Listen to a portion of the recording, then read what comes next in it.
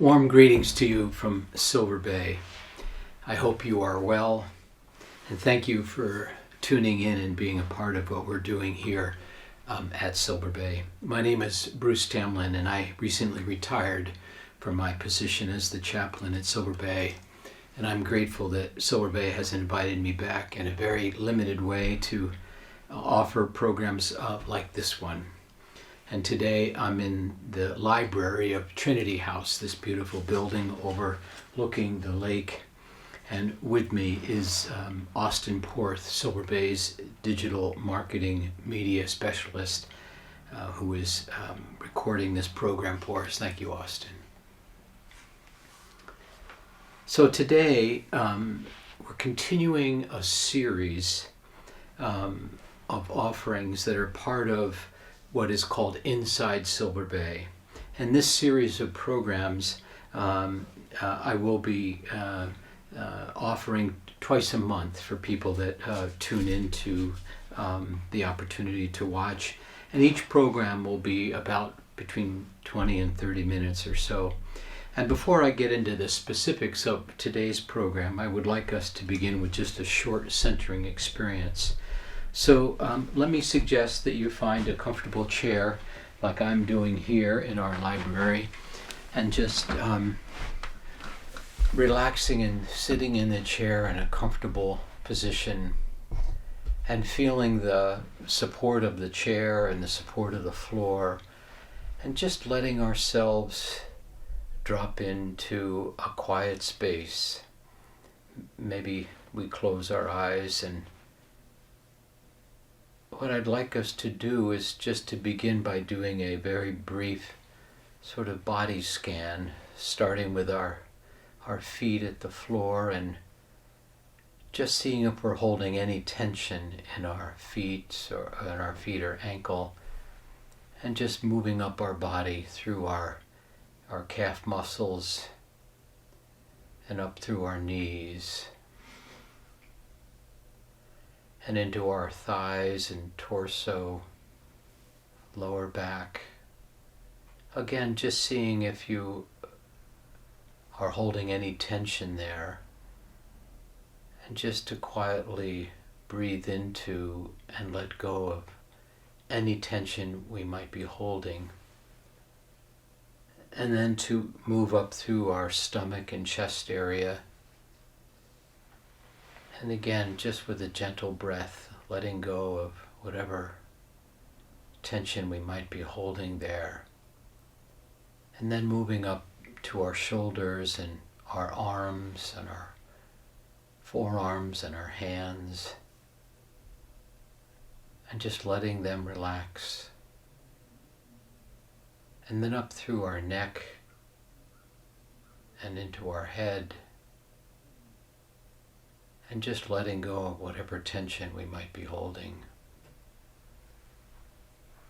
And then just to take a nice deep breath.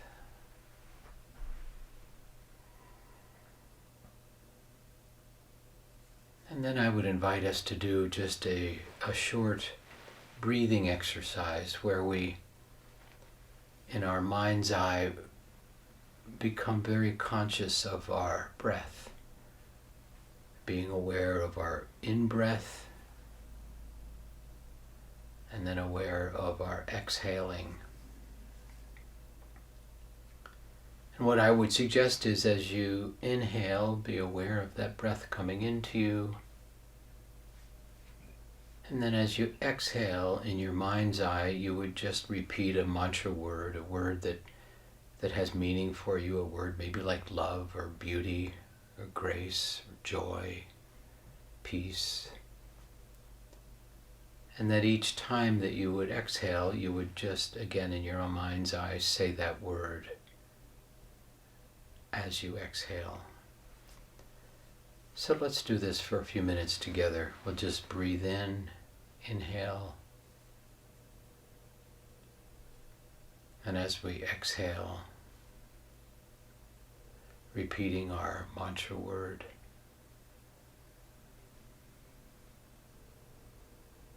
And the idea of this exercise is just really to focus on our inhalation, and then our exhaling, saying our mantra word, and attempting to focus on our mind on this very simple breathing exercise. And you might find that other ideas come into your head, like things you should be doing or things you've been wondering about or whatever.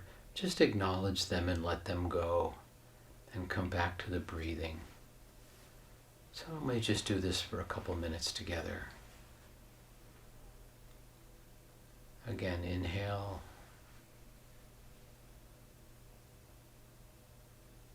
And then exhale, saying our word.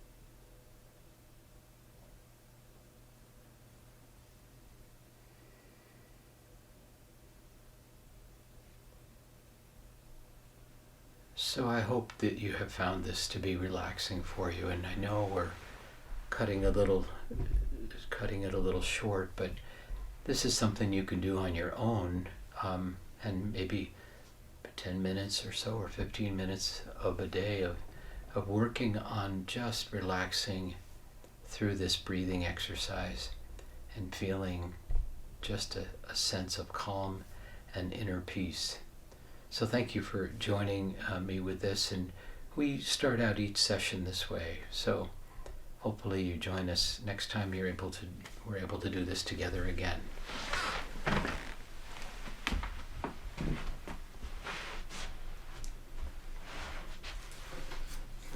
So today, again, the overall title of this whole series we're doing in 2023 is this title, Making the Most of This Precious Life. Making the most of this precious life. That's what all of the sessions that we're doing together are about. And today we're finishing up the last few sessions now. We've been focused on the title, 10 Core Components of Living a Centered and Joy-Filled Life. And just to review them briefly for you, the 10 core components that we've been talking about are, the first one, to know that we are loved, and that we are loved by the divine, by the world around us in many ways, and by people, friends, loved ones. We are loved. To practice forgiveness of ourselves and others. And the third one, caring for our bodies. These beautiful bodies that we have, how do we care for them? By eating right and sleeping and self-care and exercise, just caring for our bodies. Number 4 is living with a sense of humility, a sense of groundedness that way, and that we are accepted, that we don't have to prove that we are already secure in who we are and can live with a deep sense of humility. We're going to talk a little bit more about that today as we talk about our last topic here. But the next one, number 5, is being of service, being service to others. The research always shows that those that are of service to others and helping others are happier in their own life. And number 6, embracing vulnerability. The ability to be open about and honest with ourselves about who we are and what we might be challenged by and what we're struggling with and what are the joys in our life. But being open and vulnerable, in the right sense, in the right way, I think is helpful for us. Number 7 is staying awake. What I mean by that is to stay conscious. Just don't go to sleep on yourself, meaning that you're going to just do what everybody else is doing or follow the crowd or just do what the culture expects of you, but rather to stay awake to what's really important for you. Number 8 is simplicity, living with a sense of simplicity in our very complicated world and lots going on. While we can get so stressed out and so preoccupied with so many of the things going on, my suggestion is sort of to make sure that your life has a simplicity about it and that you can focus on what's important for you that way. Number 9 is renewal, and know that we can renew ourselves and that we can continue to grow. And that's what these sessions are about, attempting to grow and deepening our life journey. And the last one, which we're going to focus on today, is living with a deep sense of gratitude. So that's our topic for today. And I'd like to talk about gratitude in a way, and I just start off by saying gratitude is a way of life. Gratitude is a way of living. It's not something we just sort of do here and there, but it's about how we go about our whole life. And so in the good book, there is a line that says, "In everything give thanks." In everything give thanks. So this can be a very challenging concept when we say, "In everything give thanks," because not everything is always maybe what we would hope for or wish for. But the concept here that helps us is, we sometimes call it dual thinking, meaning that, well, boy, this is good and this is bad, or this is positive or this is negative. And so we get into this dual thinking, right, wrong, good, bad, and I'm not so sure that's helpful in our life. Where I'd like to suggest to go is to think about non-dual thinking, and that non-dual thinking allows us to become more aware of the opportunities that life presents us that way. And so instead of sort of judging something, well, this is good or this is bad, maybe we would say to ourselves, what's the opportunity in this situation that has developed? What is presented to me now? Now, maybe culturally it's thought of as being a negative thing or not a very good thing that way, but we can reframe that in different ways.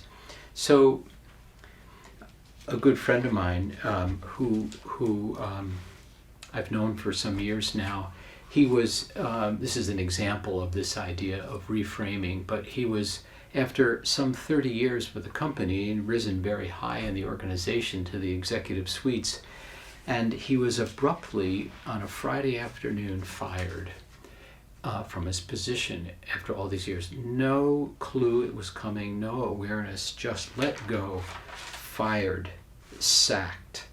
And he was crushed and devastated and clearly just really thrown way off by this.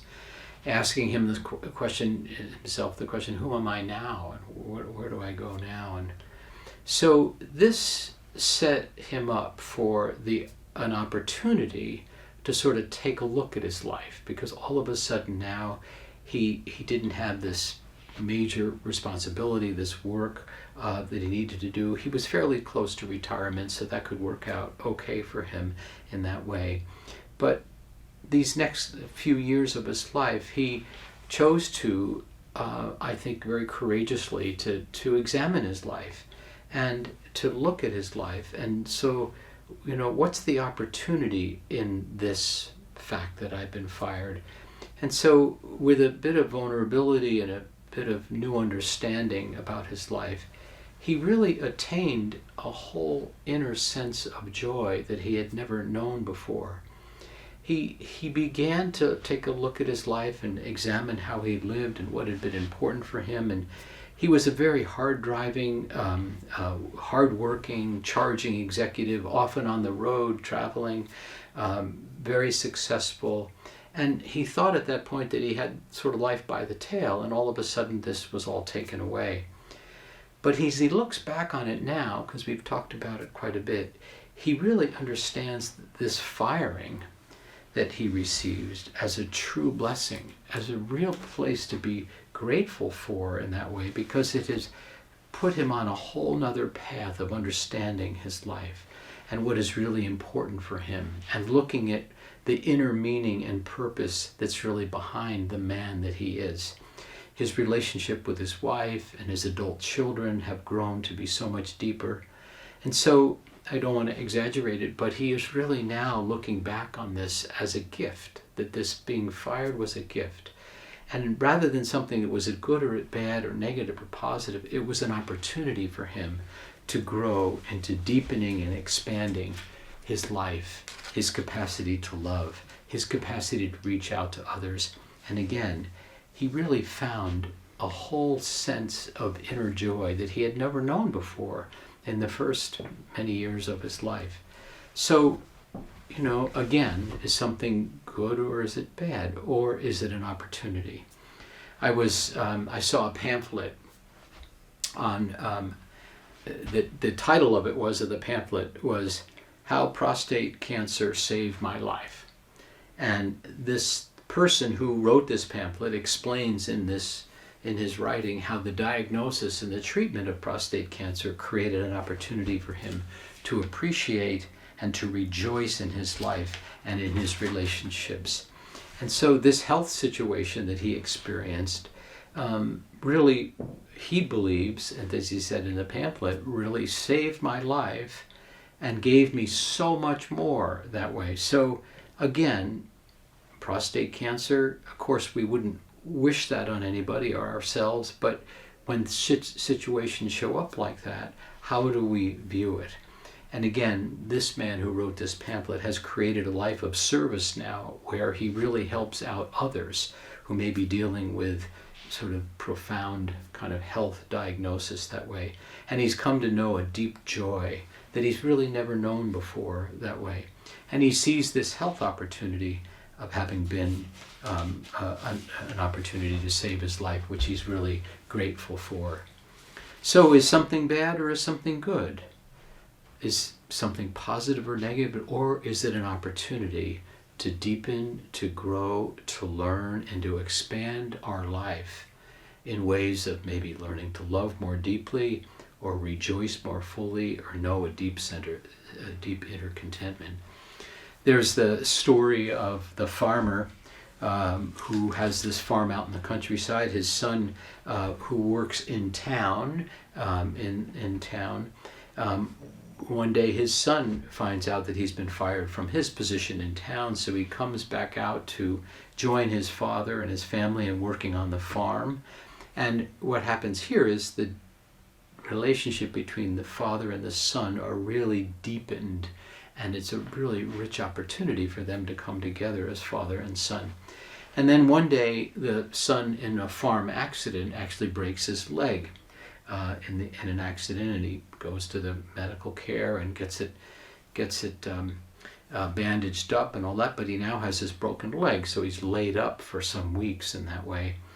But about a week later, after breaking his leg, the army comes and marches through town and conscripts all of the young men to go off to war, which is an almost certain death sentence. But he couldn't go to war, and they didn't conscript him because he had a broken leg. So you look at all these circumstances and you say, well, what was good here, and what? They are just situations and opportunities for us to come to understand a deeper sense of gratitude for our life in that way. So again, what the good book says in terms of in everything give thanks, in everything there is an opportunity for us to deepen our understanding, the opportunity that it offers us. It's an opportunity to know gratitude at a deeper and deeper level. I have this friend who told me this story about he was speeding and stopped by a policeman, and the policeman came up to the window and he said, can I have your driver's license and registration? And he said, sure. And officer, I want to thank you for stopping me. And I'm paraphrasing a little bit what my friend told me, but I want to thank you for stopping me and slowing me down, because the truth is that I've been not only driving too fast, but I've been living too fast. My life is a bit out of control, and this is a bit of a wake-up call for me. So I really want to thank you for pulling me over and stopping me, and I'm most grateful for this. So please, I'd like this ticket, and this will help teach me to slow down in my life. So this idea of how do we be grateful for whatever goes on, it's sort of living with gratitude in our life. What does it mean to live with gratitude? Let me share sort of 3 brief ideas about living with gratitude. Living with gratitude is, I think, an opportunity to bring about an inner joy and a contentment in our lives. We have a joy-filled spirit. It's a more soulful way of living. We have a deep appreciation for our life and what goes on around us and for those we're connected to. That way, living with gratitude supports us in living close to the essence of what it means to be a human being that way. I just think gratitude is an expression of the heart that just helps us know a deep sense of joy and contentment. The second idea is that being grateful is contagious. And maybe when you're around someone who has a really grateful spirit, you begin to see this wonderful way of living, and you want to have more gratitude in your own life that way. So I think gratitude can be contagious with those around us. And the third idea here, a person with gratitude or a gracious heart is kinder, more open, less defensive, and more quickly sees the beauty in others and sees the beauty in life around them. And you know when you're with somebody whose life is full of gratitude, they're easy to be with, they're fun to be with. They bring out the best in you and in others. They live with a deep appreciation in life. And we see that gratitude, again, becomes sort of a way of life, not just something we're trying to do. It's how we live. And so let me ask this question: how do we cultivate a life that is filled with gratitude? How do we actually learn to live with a greater sense of gratitude in our life? Let me offer some thoughts. I think it starts with humility, which we talked about earlier today, living with humility. See, humility means grounded, sort of connected to the earth. When we are humble, our feet are on the ground, we're feeling solidly supported by that. We don't need to sort of do out big and fancy things, but humility gives us an inner sense of security that allows us to reflect on our life. And in humility, we're not needing to prove or justify who we are or what we do. There's an inner sense of security, a kind of a wholeness about us, and an opportunity to be living our life out of that deep sense of security. And in this reflection in our life, we're able to open to new possibilities that way of how to be more grateful, how to be more loving, how to be more outgoing.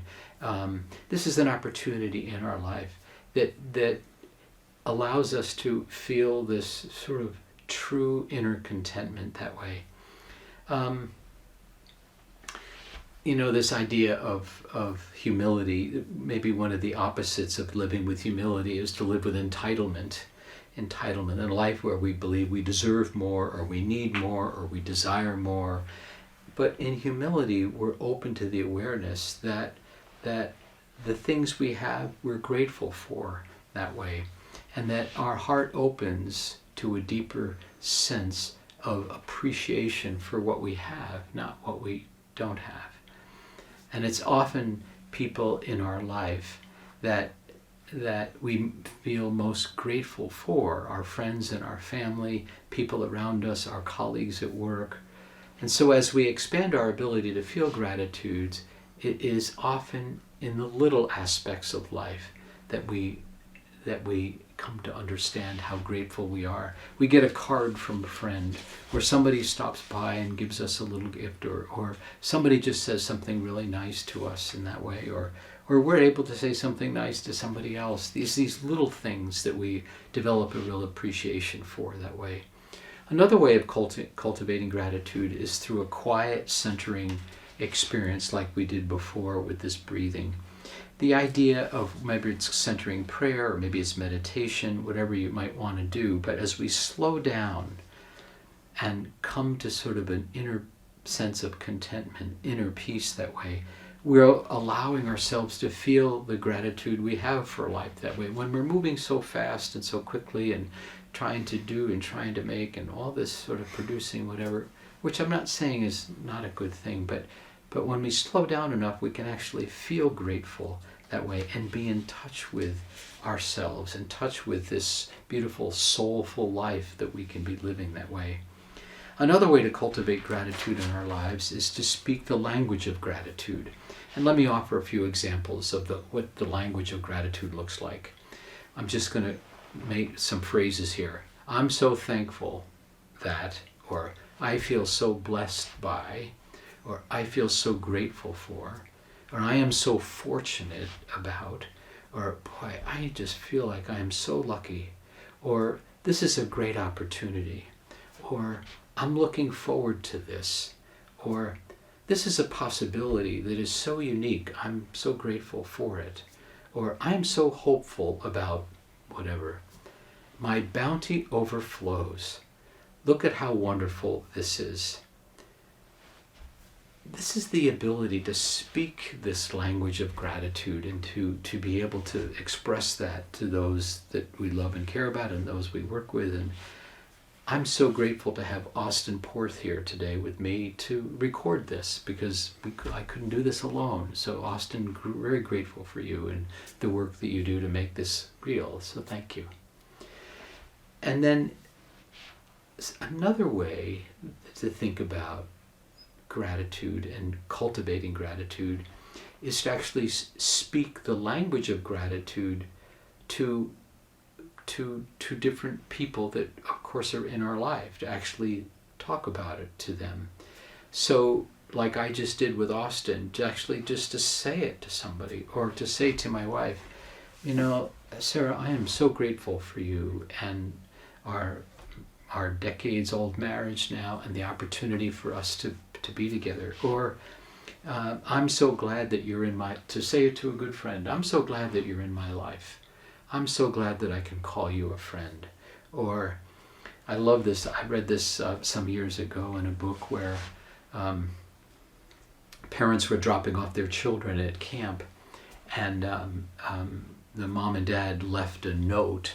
They thought their daughter might be a little homesick, but as they were leaving, they kind of slipped a note under her pillow in her cabin, and it said, "Sweetheart, from your mom and dad, if God had allowed us to choose any child in the whole world to be our daughter, you know, we would have chosen you."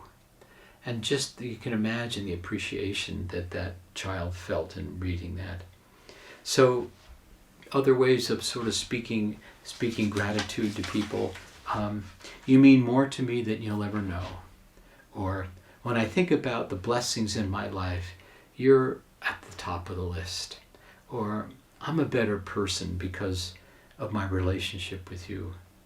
You know, it takes a village, and you're an important part of my village. Thank you for being you.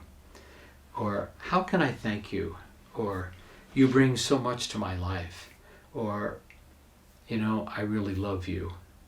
So these are a number of different ways that we can speak about sort of actual gratitude to friends and family and people that we know and work with. I've often said at work, when we leave work and go to the parking lot, we should make sure on our way out that we say to somebody who was part of our day, "Thank you so much for what you did for me today. It really made my day better." And so if we all did that as we left work to go to our cars, everybody would be passing out this gratitude to one another. So in the end, and I close here, living with a deep sense of gratitude is a way of life. And I hope that your life is filled with a deep sense of gratitude that can be present to you each and every day. And people who practice and express gratitude on a regular basis are truly, I think, healthier and more optimistic, make more progress toward their goals, have a greater sense of well-being, and are more helpful to others. So again, this brings us to a close to this session on gratitude and this series of the 10 core components of living a grounded and joy-filled life. Again, I hope gratitude is part of your life in a consistent way, And I'm grateful for the opportunity to bring this to you today, and I wish you well and hope all the best for you. Thanks for being with us.